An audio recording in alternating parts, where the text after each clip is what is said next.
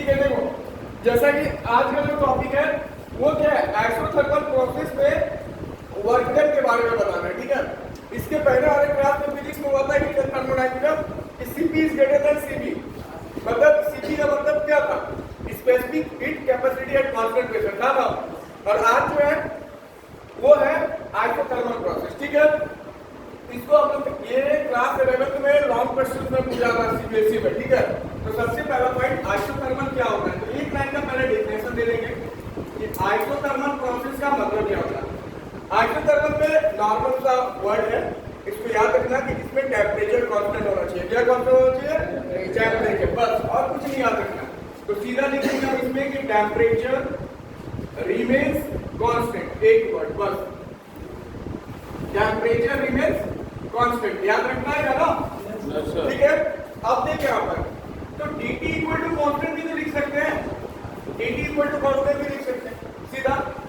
अब इसमें सबसे पहले स्टेप बाय स्टेप हम डेरिवेशन करते जाएंगे, डेढ़ पेज का डेरिवेशन है। देखो इधर इसमें इक्वेशन निकालना है, क्या निकालना है, equation of isothermal, equation of isothermal.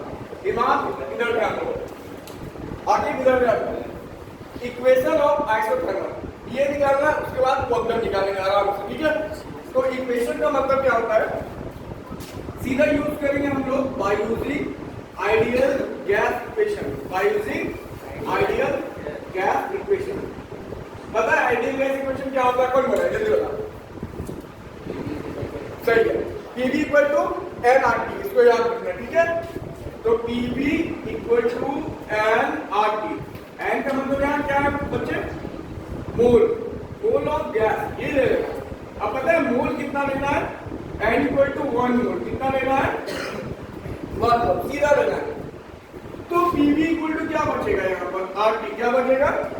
ठीक है यहाँ तक।